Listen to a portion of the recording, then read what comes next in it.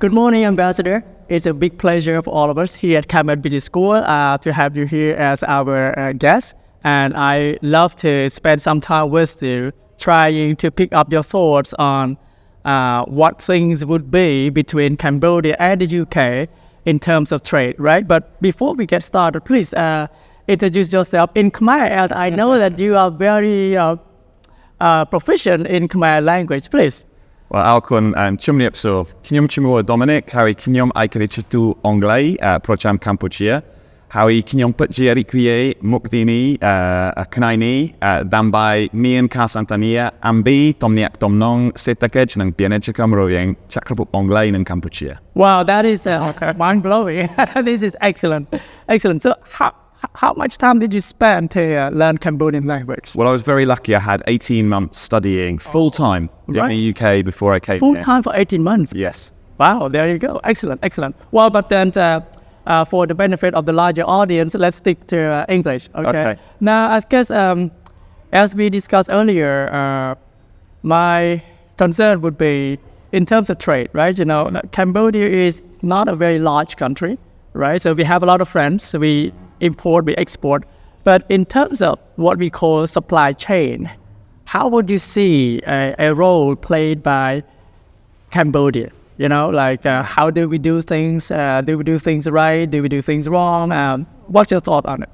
Well, the first thing I would say is that Cambodia is a country with over 16 million people. So actually, in global terms, that's not so small. And as Cambodia continues to develop, the importance of the domestic internal market of Cambodia will increase. And when you think of the size of Cambodia, it's actually bigger than many European countries. So this is a country that has huge potential as it continues to grow. But I think your question is a very pertinent one, that for Cambodia, really integrating within the ASEAN region is really important and can be a real source of growth for Cambodia in the future. And there's some great examples of where this is happening already. So for products that you sell to the UK, like bicycles, there's a lot of collaboration between Vietnam and Cambodia, with part of the manufacturing done in Vietnam, part of it done in Cambodia. That's a good example of kind of cross-border collaboration. Right. And there's a really exciting project at the moment to build solar power plants to export energy to Singapore. Right. Singapore not having the land space to have large solar farms, Cambodia having the space. That's a really great example of cooperation that benefits the economy. Right. So I think that integration within ASEAN is something that has huge potential. And from the UK government side, we've launched a £25 million programme across the ASEAN region to strengthen exactly that kind of economic integration within the region. This is very interesting because as you know that, yes, the UK used to be part of the EU, now the UK is on her own. But would you see any real difference taking place since then, or is it business as usual? Well, in many ways, it's business as usual. The one big difference is that since the UK left the EU, we're able to negotiate our own trade agreements, have our own trade preferential systems. Right. And so that means that we have a lot more independence and autonomy. Right. At the end of the day, our economy is still based on the same key sectors that it was before we left the EU. But it means that we can look more broadly in terms of our trading partnerships. And we are looking to increase our trade with countries across the world with whom perhaps we haven't done as much trade in the past. Excellent. You know what? Some students ask me, Professor, the EU is the best example of economic integration, right? Nowhere else in the world has been as successful as the EU has been. Now, would you say ASEAN is doing as successfully, or is there anything else that we in ASEAN should do more to become as successful as the EU? Is there anything? Well, so ASEAN and EU are very different organizations with very different sort of set of ambitions. Right. So EU countries gave up a degree of sovereignty and power to the European Union to act on their behalf. That's not the case in ASEAN at the moment. So ASEAN is a collection of member states. But I think that the one thing where the EU started from, way back when it started, was a coal and steel pact, and trade was where it really started from. And I think that ASEAN has a lot more that it can do on trade, and I know it's an area that's being looked at already. Right. But if you look at the volumes of trade within ASEAN, it's still relatively low. So there's huge potential for ASEAN to do more to increase trade within the bloc and within the region. Right. And that's one of the things we'd really like to help and support. And that's right, because when you mentioned 25 million pounds just to help that, I was very happy. So now going back to us, right, between Cambodia and the UK, you mentioned that we exporting bicycles to the UK and some other products as well. Are there anything that you would advise us? You could say, Cambodian business owners, these are the things that you should focus on now, because these are the hot topics that our people in the UK would love to buy from you. Is there any other specific products that you would like to tell us to make more of? Sure. Or, Well, so at the moment, the UK-Cambodia trading relationship is valued at about £1 billion. It was about £1 billion in 2022, so a little bit more than $1 billion. And the key products that Cambodia sends to the UK at the moment are garments, footwear, bicycles particularly. But I know that the Cambodian government has developed a new strategy for new sectors of the economy they want to develop, and that's something actually we helped with, some consultancy support. Thank you very much for that strategy. But the sectors they're looking at are the automotive industry, electronic consumer goods, and processed agricultural products. And I'm particularly interested in the last one for the UK, because we have a very generous preferential trading system that will allow agricultural products from Cambodia to enter the UK quota-free, tariff-free. And at the moment, there's not a huge amount that is going to the UK from the agricultural sector in Cambodia. Great. And I think there are some fantastic, unique products in Cambodia, like Kampot pepper, which has a geographic indicator protected status. You have rice that has won the world's best rice award for many years recently. That's right. Cashew nuts, the sort of cashew production here is enormous. And at the moment, a lot of them are exported raw. So we would like to see them exported in a processed state directly to the UK. Right. And we're launching some programs this year to sort of help Cambodian companies take advantage of the preferential trading arrangements that we have in place. Great. When you said, yes, you would like to see more agricultural products coming into the UK, have there been any, sort of challenges that you have heard of while, conversing with local partners over here? Do they wish that there were something that, from the UK side, maybe to, lower the conditions a little bit so that let more products coming in more easily? Or is there anything that prevents them from importing more into the UK?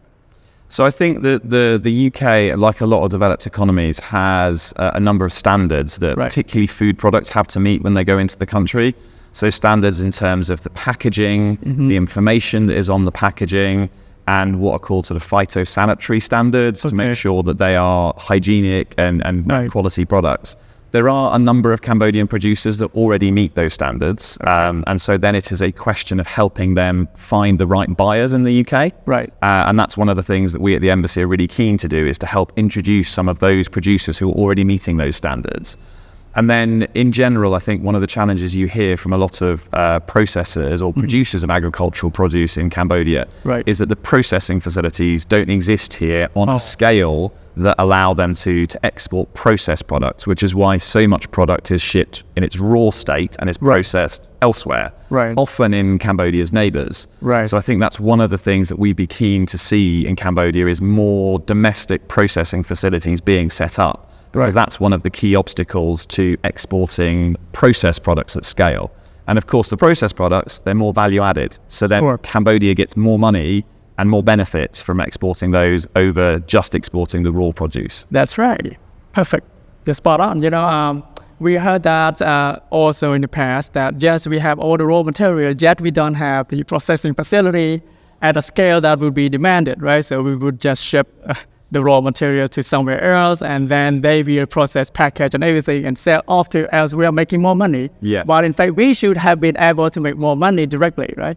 So now, in terms of globalization, as all of us have heard of in the last 4 or 5 decades, do you see globalization expanding or some sort of shrinking? Because now you talk more about regionalization, right? People go regional, right? Rather than really global in the sense. Because when you look at it, a lot of the trade volumes a lot of the trade activities do happen with your neighbors, right? Although your ultimate buyer would be across the globe, but the making of things is either here or in regional space, right? So would you see that, regionalization, would you categorize it as, not an enemy, but, sort of an obstacle to globalization, or do you see both phenomenon as complementing each other? Personally, I see them as complementary. I don't think, geography matters, I would say.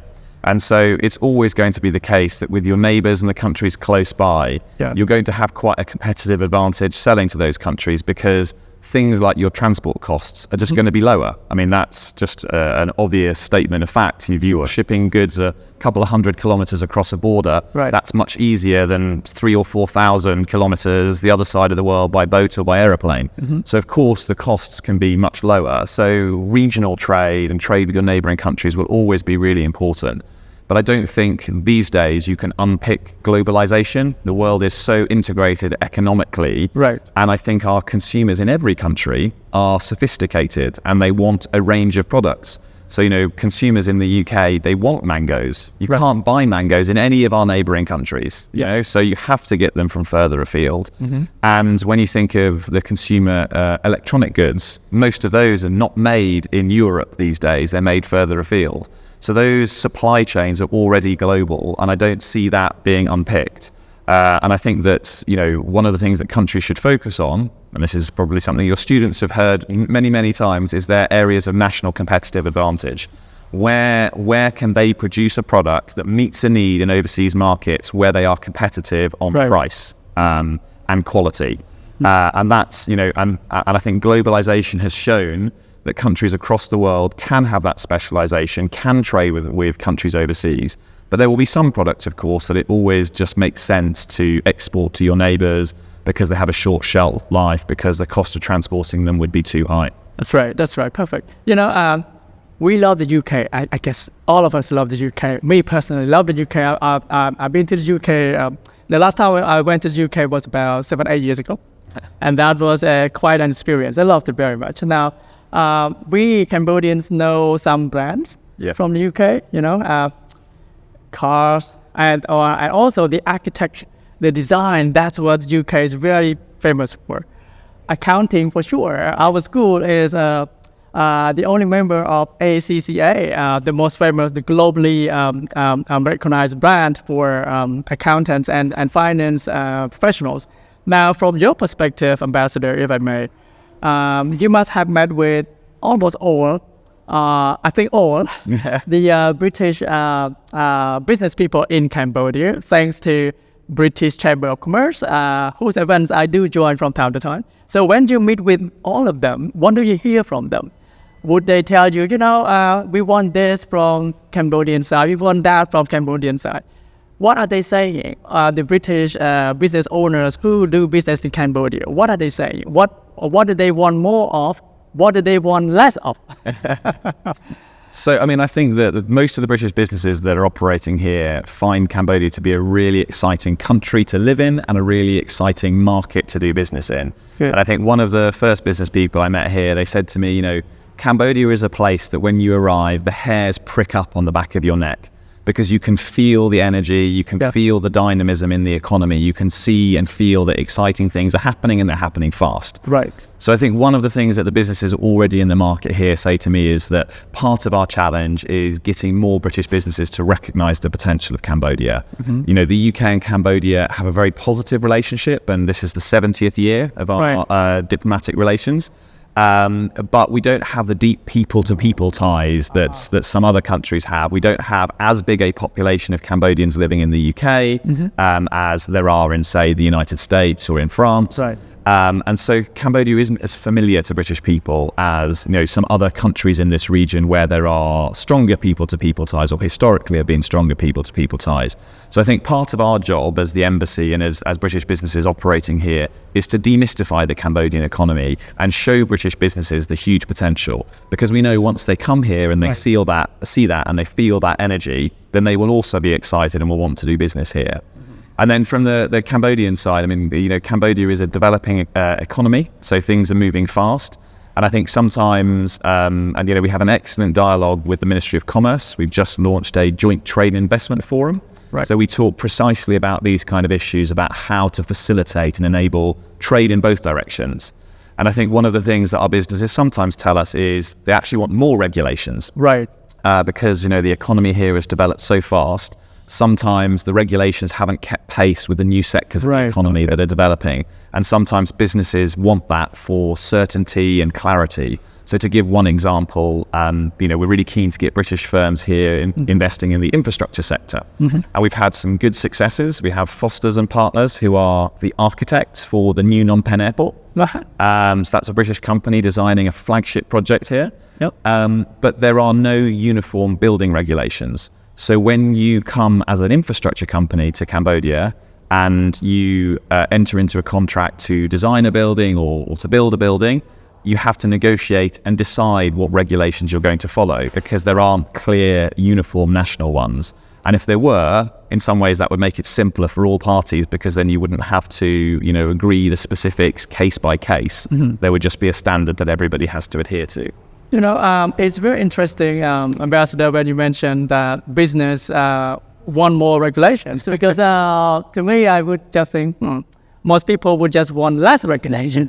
But you are particularly right, because in certain areas you do want clarity, and clarity needs to come from both law on the paper and law as implemented, right? So to your point on the uniform coding regulations, I think we do have the law, the new law on construction that specifically lays out some general, probably, coding structure.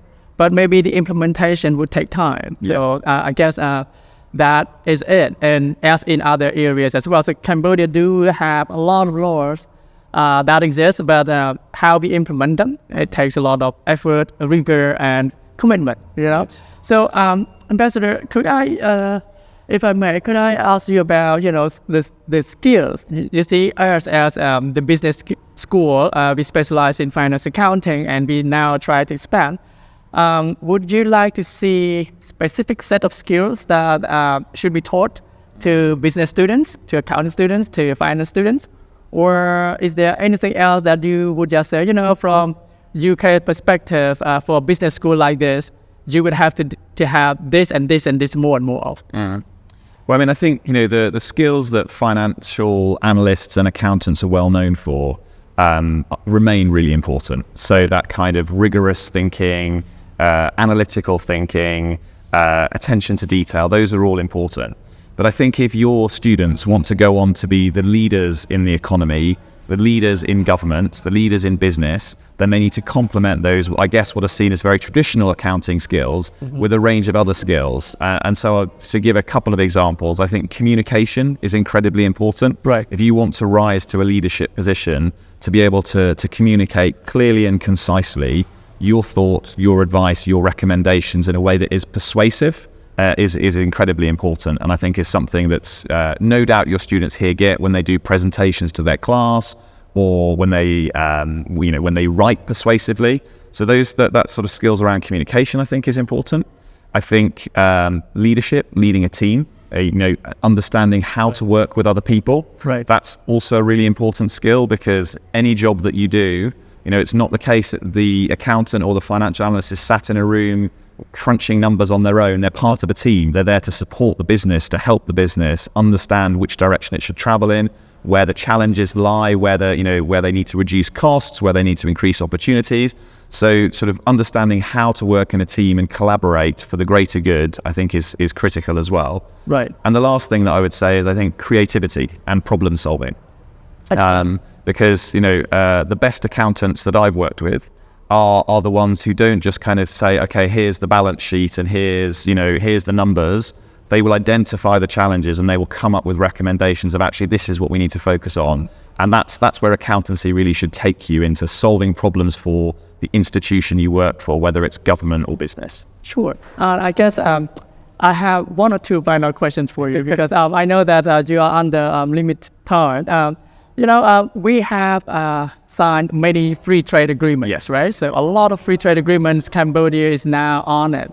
And sometimes people would just think how many more do you need? Because you have all the relevant, all the free trade agreements that Cambodia would need, but yet we never stop, right? So we have to go on and finding new opportunities and at the same time new challenges that we try to tackle. But from your perspective, again, just between Cambodia and the UK, right? So we are on many agreements together for sure. But is there anything in particular that you would like to pick up on?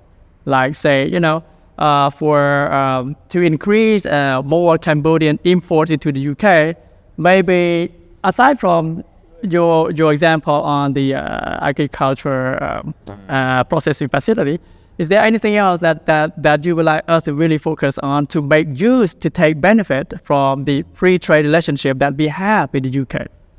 So, I mean, I would say just to start that I think, free trade agreements can be very positive. And I know that Cambodia is already benefiting enormously from the Regional Comprehensive Economic Partnership in this part of the world. Yeah, RCEP. And the UK has just joined CPTPP. Right. And so I always have to make sure I get that acronym right. Sometimes I trip over it. But we hope to benefit enormously from being part of that free trade agreement. But free trade agreements aren't the only way of facilitating trade between countries. And when you look at Cambodia and the UK, we both share a real commitment to open, liberal economic system and are very open to trading with the world. So actually there are relatively few financial barriers or tariff barriers to companies wishing to trade in Cambodia or wishing to trade in the UK. So that's very positive. Both economies are quite open already. And in the case of the UK, our Developing Countries Trading Scheme, which entered into force this year, this is the replacement of GSP. And it gives access to the UK market to 99% of product lines. And that is 0% quota and 0% tariff.